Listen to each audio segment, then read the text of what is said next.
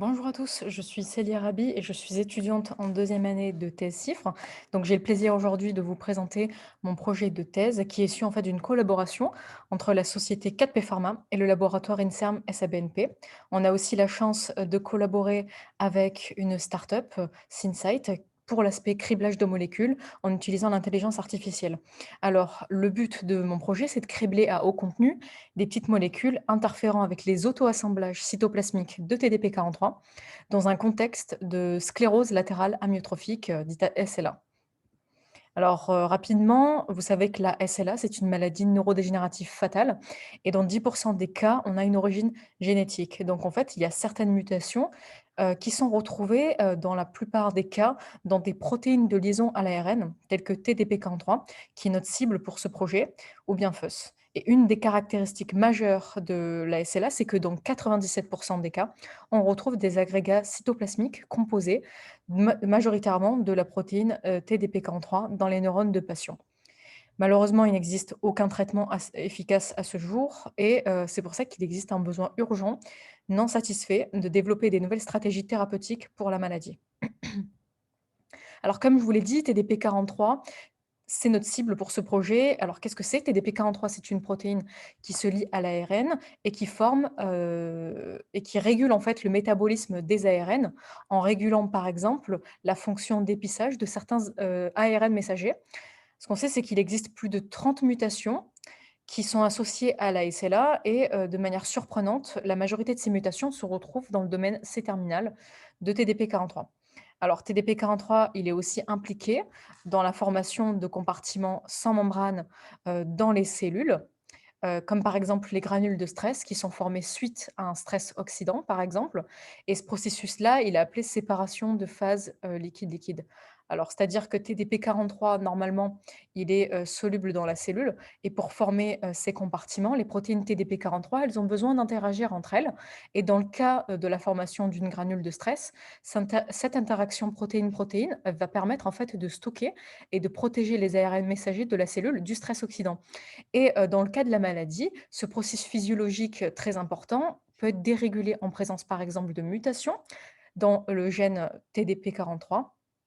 Alors TDP-43 peut former, des agrégats toxiques dans la cellule. On passe donc d'une phase, liquide, dite normale, à une phase solide dite pathologique.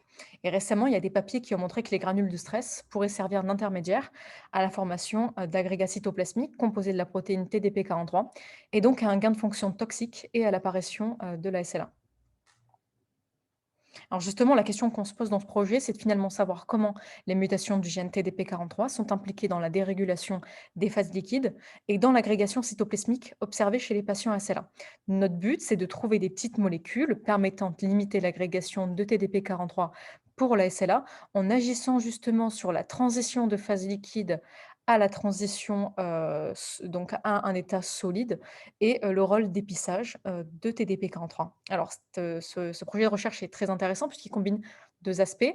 Un aspect fondamental visant à identifier les domaines et résidus de TDP-43 qui sont critiques pour la formation d'agrégats et pour le processus d'épissage des ARN, ainsi qu'un aspect thérapeutique visant à rechercher les effets de molécules sur les formes mutées de TDP-43 qui pourront limiter, on l'espère, l'agrégation dans les neurones de patients.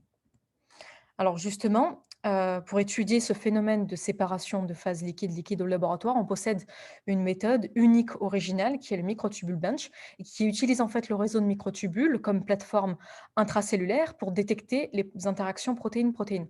Alors le principe, il est simple, on a des protéines qui sont emmenées sur les microtubules grâce à un domaine de liaison microtubule et elles possèdent en plus donc le domaine de microtubule ici en jaune et en plus de ça, elles possèdent en plus un fluorochrome rouge ouvert et suite au confinement des 2 protéines sur le microtubule, on peut analyser la corrélation spatiale entre les 2 signaux de fluorescence vert et rouge. On peut ainsi obtenir un ratio d'intensité de fluorescence de rouge sur une intensité de vert que l'on plotte dans un graphe et on obtient ensuite une droite de régression linéaire avec un coefficient de corrélation R carré associé. Et donc, par exemple, ici, lorsque 2 protéines interagissent sur les microtubules, on va avoir un R carré qui tend autour de 1 et les microtubules apparaîtront jaunes. Lorsque 2 protéines n'interagissent pas sur le microtubule, le R carré tendra autour de 0 et on aura des clusters verts et rouges indépendants sur le microtubule. Alors justement, on a utilisé cette technologie pour mesurer de manière quantitative l'effet de mutation sur les phases liquides de TDP-43 afin de déterminer les résidus de TDP-43 qui perturbent les interactions protéine-protéine avec la forme wild type. Pour ça, j'ai produit plus de 30 mutations. Un exemple de 7 mutants est représenté ici.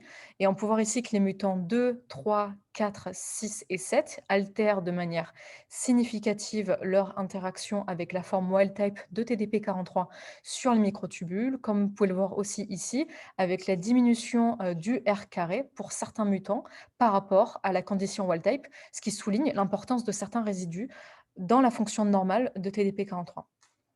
Alors, comme je l'ai dit au début, les granules de stress pourraient servir d'intermédiaire à la formation d'agrégats dans les neurones. Et donc ici, on a voulu corréler le mécanisme de phase liquide aux granules de stress. Et pour ça, j'ai transfecté dans des cellules ELA des plasmides wild-type ou mutés TDP-43 possédant un tag HA. J'ai traité les cellules avec une drogue, l'arsénite, pour former les granules de stress, donc ici représentées par des dots, des granules. Et j'ai marqué ensuite l'ARN en vert et TDP-43 en rouge. On a ensuite quantifié l'enrichissement de TDP-43 wild type ou muté dans les granules de stress. Et de manière surprenante, les formes mutées 4, 5 et 6 de TDP-43 ne localisent pas dans les granules de stress. On retrouve donc une corrélation avec la dérégulation des interactions protéine-protéine avec la forme wild type et la non-localisation de ces mutants dans les granules de stress. Et cet effet souligne encore une fois l'importance de certains résidus dans la fonction normale de TDP-43. Alors, comme je vous l'ai dit dans l'introduction, TDP-43 est important pour la régulation de l'épissage, donc important pour la fonction d'épissage de certains ARN messagers. Et ici, on a voulu étudier les effets des mutants de TDP-43 dans cette fonction d'épissage des ARN pour la corréler avec les mécanismes de phase liquide et de granules de stress. Et pour ça, j'ai produit des lignées stables déficientes, donc des lignées stables déficientes en TDP-43 par infection avec des shRNA spécifiques.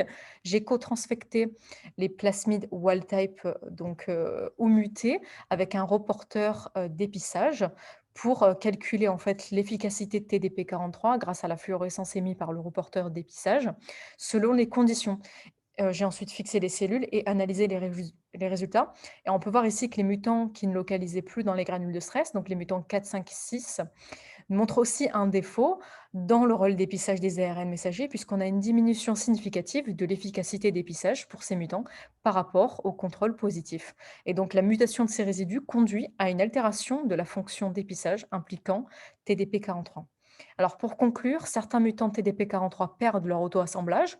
Des formes mutées TDP-43 ayant perdu leur auto-assemblage ne se retrouvent plus localisées dans les granules de stress suite à un stress oxydant. Ces mutants ils montrent aussi un défaut dans le rôle d'épissage des ARN messagers ciblés par TDP-43. Et enfin, étudier les effets de mutation de TDP-43, ça nous a permis de révéler une corrélation entre les phases liquides, les granules de stress et l'épissage d'ARN messagers. Et en plus de ça, ces résultats nous montrent vraiment l'importance de certains résidus de TDP-43 dans l'intégrité fonctionnelle de TDP-43. Et comme hypothèse, on pourrait dire que ces mécanismes dérégulés pourraient être corrélés avec l'apparition de la maladie. Et pour ça, on a besoin de valider ces résultats dans un modèle murin de la SLA et on tentera aussi de corriger ces effets cellulaires avec des molécules. Alors justement, en quoi elle consiste cette partie? Elle consiste à rechercher les effets de molécules sur la formation des phases liquides, sur la fonction d'épissage et sur la localisation dans les granules de stress des formes wild type et mutées de TDP-43 à haut débit par high content screening. Et voilà, j'ai représenté en fait notre plan d'action pour cette partie. Donc j'ai déjà optimisé des systèmes en microtube bench avec des outils de robotisation. Là, je ne vais pas tarder à cribler des molécules sur les phases liquides de TDP-43. On va sélectionner et valider ces molécules qui ont le plus d'impact, étudier l'effet de ces molécules sur les granules de stress et sur l'apissage d'ARN messager. On va valider et confirmer les hits et ensuite faire des analyses in vivo dans des modèles de souris SLA pour trouver un médicament pour les patients SLA. En tout cas, on l'espère. Et donc, merci, c'est fini. Merci de m'avoir écouté. Donc, je remercie toutes les personnes qui collaborent pour ce projet de thèse, ainsi que les personnes organisatrices de la journée de la SLA et qui m'ont permis de parler aujourd'hui. Merci beaucoup.